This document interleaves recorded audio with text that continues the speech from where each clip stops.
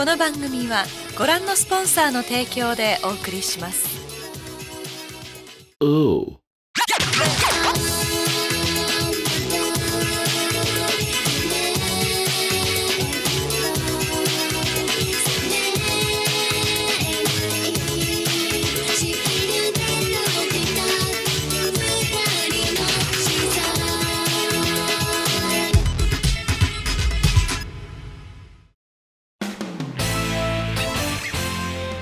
Welcome to the SushiBites Switch Summer Slam!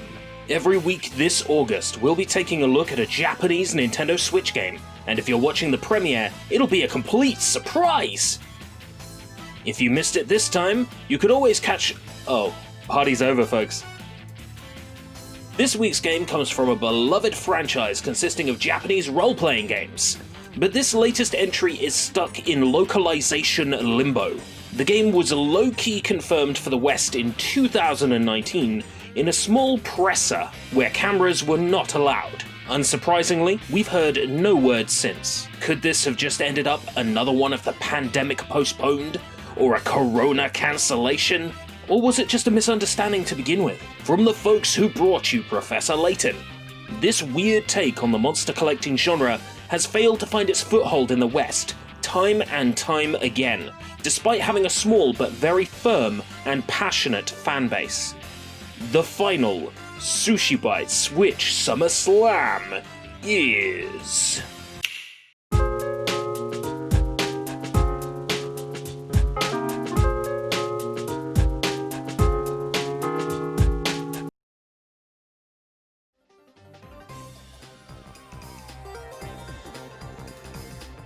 Yokai Watch 4 and Expansion Plus Plus is a Nintendo Switch and PlayStation 4 game that is currently a Japanese exclusive.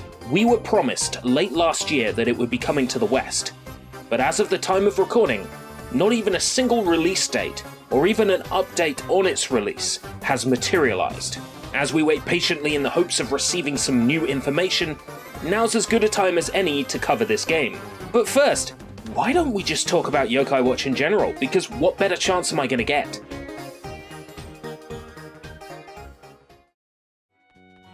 What many may immediately shrug off as Level 5's attempt to clone Pokemon is actually one of the 3DS's best alternatives to Nintendo's Catch-em-all-a-thon.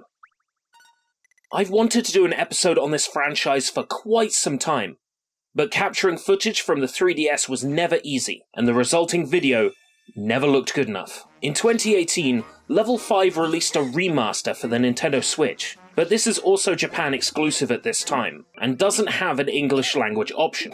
So enjoy crisp Yokai Watch footage captured in HD, but forgive the Japanese text. It's not its fault.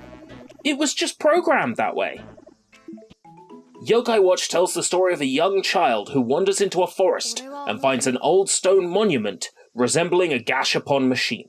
The child is either a boy named Keita or a girl named Fumi, Nate and Katie in the English versions. When they turn the crank, out comes the special jewelry, imbued with the power to see spirits, and with it their own spirit butler, a ghost named Whis, or Whisper in English. Now in possession of this special watch or necklace, the child can see and interact with spirits known as yokai, mischievous ghosts who meddle in the affairs of humans for fun. Here in the West, the series hadn't had the best lease on life. If you said it had been completely mishandled and ultimately left to die, I don't think you'd be far off the truth. The toys ended up in bankrupt pound shops, and the licensed candy expired on the shelves of discount high street retailers. I only have a decent-sized collection of Yokai Watch paraphernalia because at one point it got so cheap over here that retailers were practically giving it away. I have this wave of figures, all these tokens, and here we have the Yokai Watch, which the characters in the game wear. You slide a yokai token in, like this Jabanian one here, and then...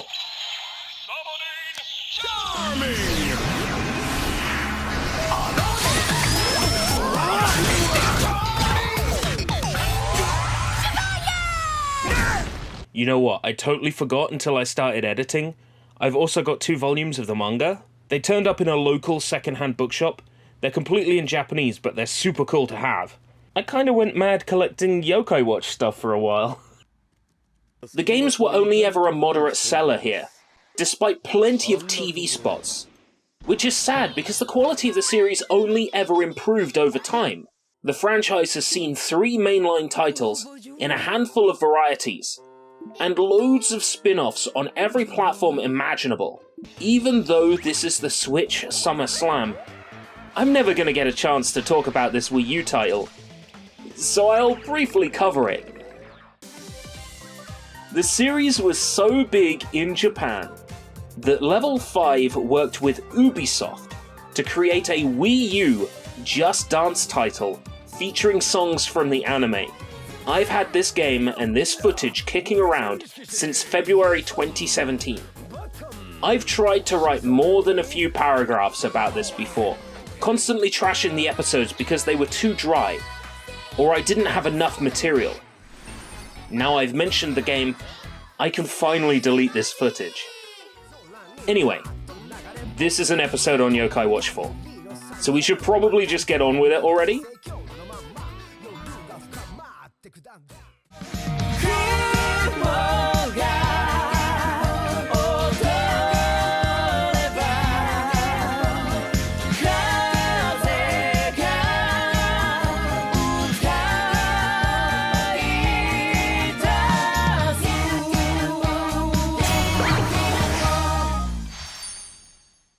It was released back on June 20th, 2019, with the Enhanced Plus Plus version hitting the PS4 on December 5th that year. Along with the PS4's Plus Plus version was both a physical Plus Plus version for Switch, along with a much cheaper upgrade DLC for the vanilla game. Yokai Watch 4 brought many changes that fans of the series didn't enjoy. The battle system was switched out for one similar to Level 5's JRPG tour de force, Ni no Kuni. A whole chunk of the series' beloved yokai were cut due to time constraints, and the multiple protagonist storyline didn't gel well with a fair few people. I, on the other hand, welcome all of these changes. Instead of Yokai Watch's wholly original combat system, where the yokai's personalities greatly affect the combat, Yokai Watch 4 allows you to get hands-on. Your player character can enter the battle with their own weapons and armor, and get up close to the enemy and wail on them. Or you can now take control of the yokai directly, and utilize their special moves at will. Or you can play it how I do. Take a back seat, siphon the Yo-Ki power from the enemy, and use it to heal or strengthen the team. You're not limited to just one playstyle. You can keep switching it up on the fly. And for the harder battles, you probably should. The game is far more open than its predecessors, with 4 large worlds made of smaller interconnected maps that can be freely roamed around with a free camera in a free fashion. Freely. There is a day and night system, and even weather patterns. Really feels like a real place this time. When lost, calling upon the Navi-Woof will guide you safely to the next big, important goal. Yes, you have a Ghost Dog GPS, it's called the Navi-Woof, and it's super cute. Even when bombarded with Japanese text, I still had a good idea what I should be doing next. But the language barrier really comes into play around the time you get the ability to stay up late. The mission description will, in the vaguest of Japanese, say stuff like, "Let's go to the post office late night, when the weather is nice." So you have to know what arbitrary period of time the mission is set, what the upcoming weather patterns are going to be. Then and only then the mission marker will appear? The story of the game was incredibly hard for me to follow, because of course it was in Japanese, but it brings the worlds and characters of Yokai Watch, spin-off movie and animated series Shadowside, and prequel movie Forever Friends together for one big adventure. This means that you get 6 playable characters and 4 worlds to explore. This also means that knowledge of 2 movies that have yet to be localized are required in order to fully understand the story, which could be the final nail in this game's localization chances. If not that, then certainly the game's horrendous performance on Switch certainly harms its chances. The frame rate is more uneven than a bad case of chicken skin. While nighttime in certain areas will have the frame rate even out for a nice though unimpressive 30 frames, the performance during the day and in the city is a sporkful of sporadic spaghetti. I'd honestly be embarrassed if I had put out a game with that kind of performance. The Japanese version of Yokai Watch 4 was initially delayed due to performance issues, which can only mean the game originally ran worse. This is not a game where the much coveted handheld play can make up for its poor performance, and I'm not sure if they can just lower the render scale because it might just break a whole heap of visual effects. I'd hazard a guess that the only reason Level 5 broke the series' initial Nintendo exclusivity for a PS4 release is because they couldn't stand seeing their vision so heavily crippled by the Switch's inferior hardware. And I don't mean this in a nasty way. The Switch is so clearly inferior to the PS4 from a technical point of view, and it seems so evident that Yokai Watch 4 was designed for better hardware, but crammed down onto the Switch, hoping that it wouldn't buckle under its own weight. While I want to see Yokai Watch 4 in the West, I'm certainly not married to the notion of it appearing on the Nintendo Switch. It would probably still be better to offer that option, and maybe downscale it a great deal to allow for better performance, but as far as I'm concerned, Ni no Kuni 2 was released on PC, where it saw greater performance, and Yokai Watch 4 should follow suit. There is no denying that Yokai Watch 4 is one of the best looking Nintendo Switch games I have ever laid my eyes on, with so much colour and life and vibrancy, such wonderful music, animated scenes with voice acting, a satisfying mix of the cartoony yokai with the creepy dark shadow side stuff that I seriously dig. But it's also a game hampered by its flawed performance and choice of platform. I can only hope, should this game come to the West, as we have been led to believe, that it gets a decent performance hike on Switch. And would it be too much to ask for an uncapped PC version? So that's Summer Slam number 5. It's been a good month for us, but it feels wrong to just end things here. So allow me one more extravagance. I'd like to cover just one more game, if I may. Just quickly.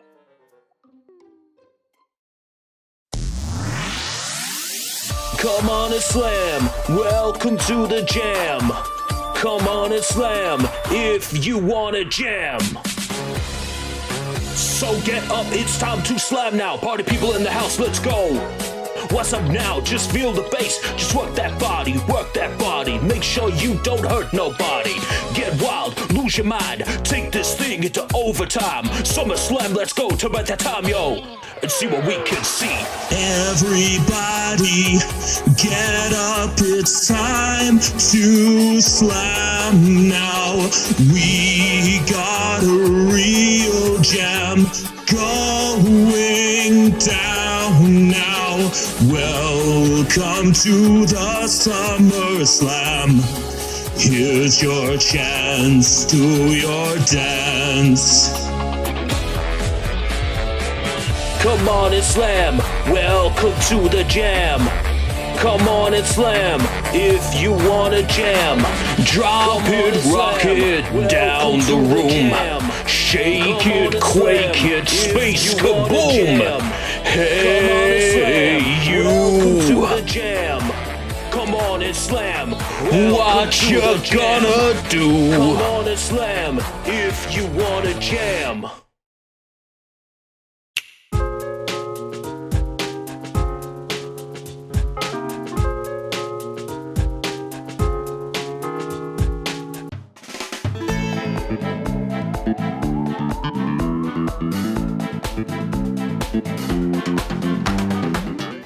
While they probably should have been ironing out the kinks in Yokai Watch 4, Level 5 was instead working on a new game, to coincide with a new Yokai Watch movie and animated series.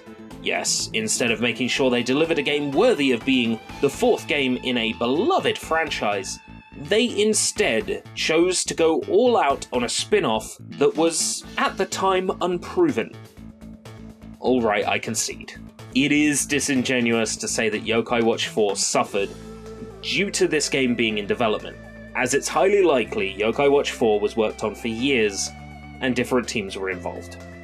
I want to take a quick look at the recently released demo for Yokai Watch Jam, Yokai Academy Y, Close Encounters of the N Kind. Available on the Japanese eShop right now. The game itself has already been released, however, only digitally at this time. Currently there's no word on a Western release, or even a physical Japanese release. The demo begins with a faux presentation for prospective students of the Yokai Academy, introducing the school's areas and important figures, study courses, and recreational activities. We assume the role of Jinpei Jiba, a redhead student who raps and dances, if he wasn't already cool enough with the red hair. He's this universe's version of Jibanyan, the series mascot. It looks like we got accepted into the Yokai Academy. Once we pass through the gate and we get chibified, it's now time for dialogue. This game uses the infamous Live 2D technology to animate the game's icons. You either love it or you hate it. I've personally grown tired of its look. At least the game's performance is better than Yokai Watch 4, though you can still see it crawl during parts of the first battle.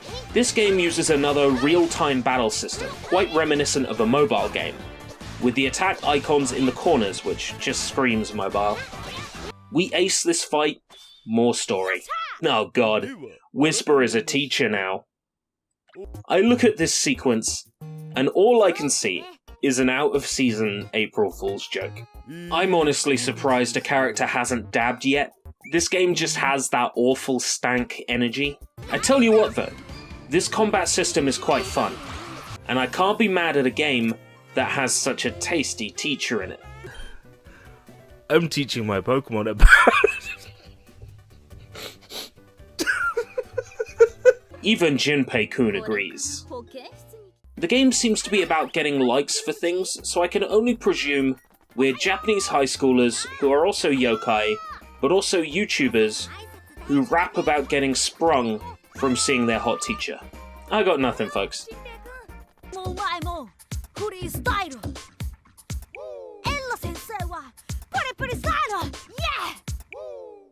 I spent about an hour with this demo, and here's what I think. This game has serious potential. The combat system is incredibly fun. Dashing around the game world looking for collectibles is fun. The map itself is sufficiently large and varied. This seems a proper full-on JRPG with a mashed together setting and premise.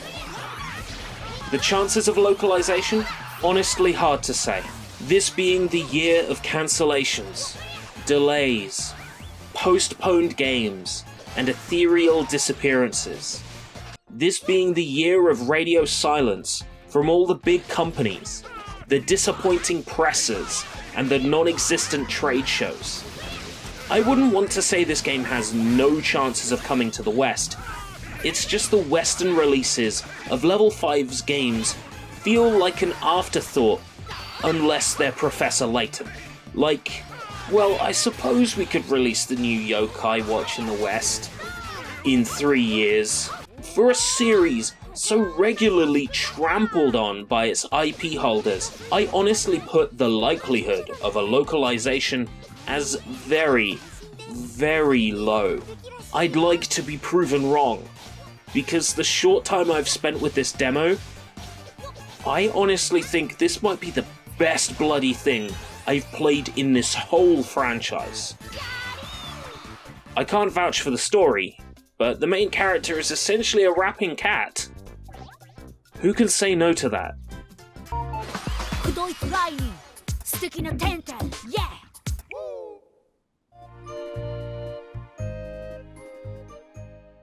So that's Summer Slam number 5. That's all, folks.